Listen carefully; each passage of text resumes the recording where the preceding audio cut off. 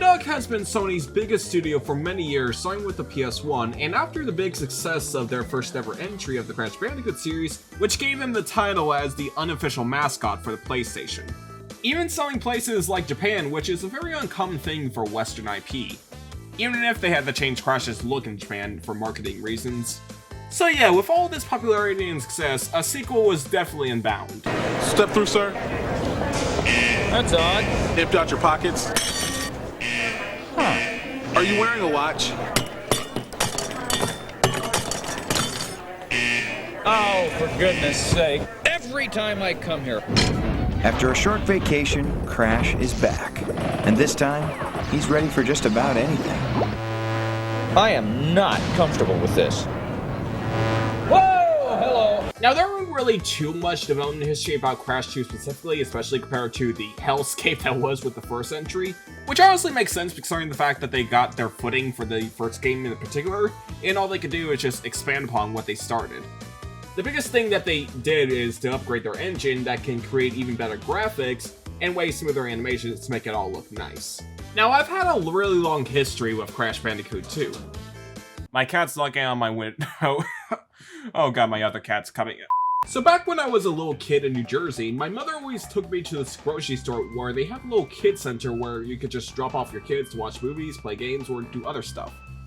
One day I was dropped off here, and one of the games that they had at the little play center was a game called Crash Bandicoot 2, Cortex Strikes Back. And when I played it for the first time, I absolutely sucked at it. I was about 6 years old when I first played this, but it did resonate me throughout. But 2 years later, when I moved away to Virginia, I got a PS3 for my birthday, and there I was able to get my first ever game for the console, which was Sonic 06. And before you ask, when I got this game, I did not know about the reception about this game, so moving on. So yeah, I got the console and I was able to go on an online store for the thing. But since I got Sonic 06, I also got a $10 gift card for the PS Store, and I could do whatever I want with it. So as I scrolled around, I went to the PS1 section because those are the more cheaper games you can get on there. I eventually found Crash 2 on the store, and then I immediately got it. And afterwards, I still suck at it. But as the years gone by and my skills gotten improved, I eventually was able to beat it, and even 100% it years later. And then in 2016, where they announced they'll be remaking Crash Bandicoot, that got me excited because I really loved Crash 2, so when I finally got it, Crash 2 was one of my most played games on the PS4. I even double dipped it for the Nintendo Switch version, and I played so many hours of this back in high school. So yeah, I'm a very big fan of Crash Bandicoot 2. I really wanted to talk about this game for a really long time on this channel, so I'm very excited I can finally talk about this. So, with everything on the way, let's get started. The game starts directly after the regular ending of the first game, where Cortex falls right off of his hoverboard and falls all the way down to the Wampa Islands. There, he crash landed right into a cave where he discovers a mysterious crystal that he realized that has interesting potentials for his plans. 1 year later in a spaceship, Cortex with his new assistant, N-Gen, who is another scientist that has a rocket lodge into his head. But anyway, so the crystal Cortex retrieved is not enough for his special plan, so he needs to find all the 25 crystals that's still on Earth. However, since his minions have been disbanded since the first game, Cortex only has one solution, which is have help with one of his arch nemesis. Meanwhile, back on Earth, Crash with his sister Coco are just chilling on the Wampa Islands until Coco's laptop dies, asking Crash to get a battery for her. Upon his travels, he suddenly gets abducted by a portal and then sentenced to a mysterious cave. This is when Dr. Neo Cortex appears as a hologram saying that he needs Crash's help as there's an evil force that's trying to take over the world. The only way to stop them is to gather all the crystals, and so now it's Crash's job to travel across the world and retrieve all the crystals to help Cortex and save the world. The story of this game is pretty straightforward, but I honestly admit it is kind of humorous. Cortex is obviously being manipulative, as we've shown in the opening cutscene where he's coming up with an evil plan and such, and the title is called Cortex Strikes Back. So they're not really hiding the fact that Cortex is the bad guy, and the only reason why we're helping Cortex along is because Crash is an idiot. And I'm not even trying to insult him, he literally is just dumb. I've gotta say, I really love Cortex's voice in the game because this is the first time that Clancy Brown voices him, and I always thought he was good at doing a villain voice. Now, Cortex is not the only character that's going to be sending Crash holographic messages, because Coco as well uses the holograms to contact Crash about Cortex's plan, and so does Embryo. He was Cortex's colleague in the previous game, but he had a falling out, and now he wants to stop Cortex and his evil plan. As the only way for Crash to help Embryo is to gather all the gems and not the crystals, but since he's helping Cortex as of now, he has to use his henchmen to stop Crash. So yeah, the story is slightly more interesting. I thought that Crash 1's story was very generic, especially with Tawna being just a damsel in distress. Speaking of which, she was completely moved from the series after the first game because the studios at Universal thought she looked too inappropriate. And because of that, Coco Bandicoot is here, being pretty much the replacement of the main female character of the series. But anyway, so for the gameplay. Now Crash 2 pretty much plays as a refined version of the previous game. You run around spinning across different areas, trying to get all the boxes so you can get a little gem, and try to complete the level. Crash control is really good in this game, especially compared to the first entry where he feels very dopey. I honestly just love the way and feel how he moves. It honestly feels way more natural. Especially with the new moves Crash has. Now the first one is just a simple ground pound move, there is really not that much to talk about. But the second one is the slide move. My god, I love this one. Not only it's really fun to use when attacking enemies, but also you can use it to slide across certain areas, like these electric gates for example, but this move really goes off when you use the slide jump, which is essentially a long jump where Crash could go really high up in the air and also long distance. It's very effective with some of the levels, especially with the river ones. And it's not just the moveset Crash has been refined, but also the level design in general has been improved big time. With the biggest improvement in the game is that you can die in enemy level and still get the gem, which is way less stressful. In its place, you have these little death paths that you can only access if you get through the area without dying. But the box gems aren't the only collectibles to be found in the game, as there's also the 25 crystals you have to find, but these are pretty easy because they're pretty much in the open. But the main focus in general are just on the gems because there are more than ever, even more so than just the simple box ones. In the warp rooms, every level in the game has an icon to show how many collectibles are in each level. There's always a box gem for every level, but there's always an additional gem that you have to find. These can be a bit more tricky to get because there are certain levels where you need to do a certain mission, or some you need to find a certain secret. In the very first level you're in, there's a blue gem icon on top of the screen, so there has to be something in this level. Which there is, because if you go through the entire level without breaking a single box, you'll get rewarded with the blue gem. I was honestly curious how people figured this out, because I knew this for years thanks to online stuff, so I was very curious if there's any hints within the game, and there turns out there was, because if you replay the game again and go at the end of the level, it'll show here that it wants you to get no boxes. This game is filled to the brim with subtle hints like this, like for example, one of the new crates at the end in this game are the nitro crates, which are extremely dangerous because even when you jump on top of them, it'll explode Crash instantly. But the big attribute for these is that they move a lot because how unstable they are, so later in the game when you find a staircase of nitro crates, you'll notice that they do not move at all, meaning that these things are actually fakes. There's also various secret exits you can find throughout the levels, because sometimes you'll find yourself missing a lot of crates, and this is when these secret levels come in. As there's a hidden warp room in the game where if you go into each of the portals, you'll find yourselves in an alternate path of a level you've already beaten. And as for the levels themselves, well, since we have the warp room, a lot of the levels can vary in theme, so it's not like one consistent theme like the Wumpa Islands, for example. You still have the usual jungle themes from previous game, but this time in the later parts of the game, they have this new thing where everything is pitch black, so the only way to see is to use the fireflies. One of the main new themes of Crash 2 are the snow levels, and these have one big gimmick, which is ice physics.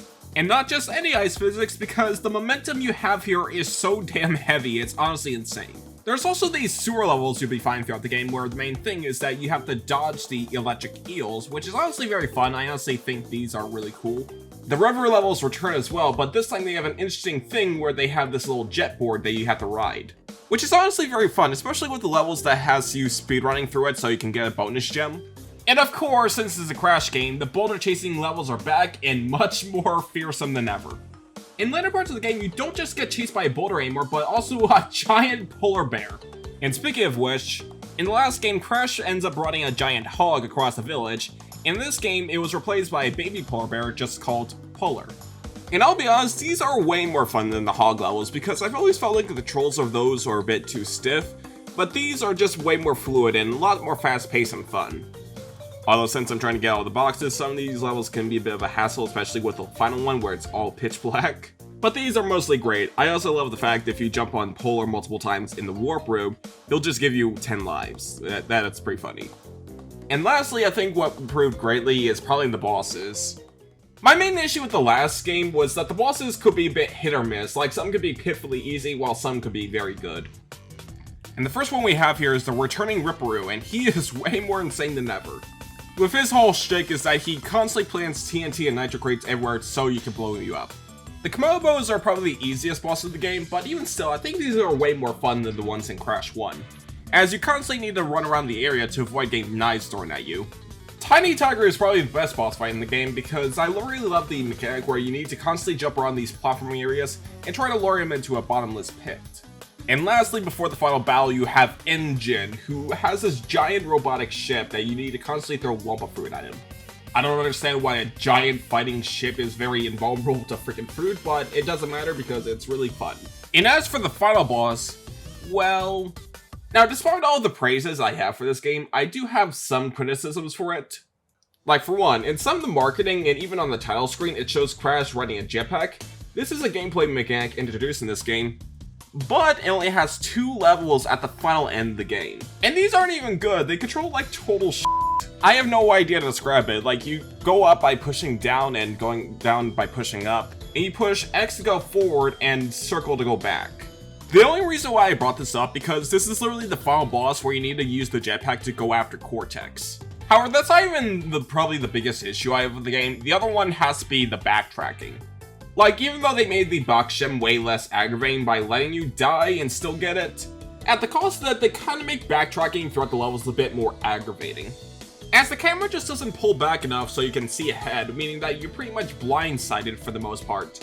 Which honestly gets a bit more egregious with these f***ing B levels, but it never gets as frustrating as Cold Hard Crash.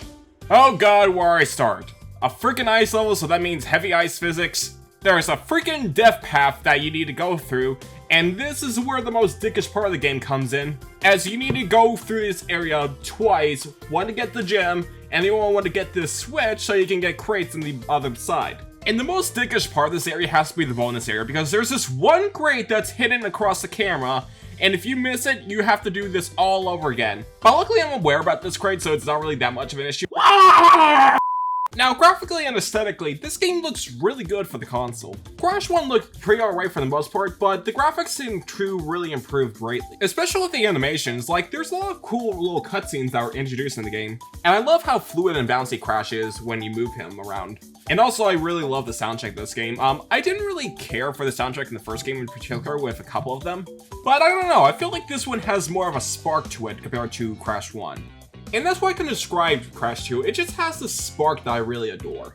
Like, even despite all the flaws I talked about in this game, like the backtracking and such, I still really love this game. Hell, I would put this game in one of my top 10 favorite platformers of all time, period. This is one of those games where I just have to pick up and just go through everything that's in this game. Like, it is that fun and that replayable for me. So I highly recommend trying this game out, especially if you can get it on the Insane Trilogy, which is one of the better ways to play this game. Of course, the Insane Trilogy looks really good, especially with all the graphical details of this game, even despite it being on the Nintendo Switch. Especially with the cutscenes, like everything feels very lively in this game. And at best, it feels more like a reimagining more than anything, especially with the contrast and different tones that some of the cutscenes has. You fool! Do you think I'm unaware of the situation? If we don't have any friends left on the surface, then we need to find an enemy. You fool! Do you think I'm unaware of the situation? If we don't have any friends left on the surface, then we'll need to find an enemy. And as for new content, well, they added time trials to the game, as well as the running shoes from Crash 3. So now you can pretty much speedrun your way throughout all the levels and try die multiple times trying to get that platinum. And of course, Coco is playable in this game, similar to the first game. But regardless which version you pick, I'd say that Crash 2 is definitely a game you should play at least once you're alive. It's a really good platformer with all the raw platforming you would expect, and with the Insane Trilogy, it looks better than ever. However, despite how much I love Crash 2, this one in particular is only the second best for a lot of people. That's because, for a lot of people, the most acclaimed Crash Bandicoot game still happens to be the third one. So the next time we come back to Crash, we'll be talking about Crash Bandicoot Warped. But that'll do for today, so thank you for watching and I'll see you later. Bye bye!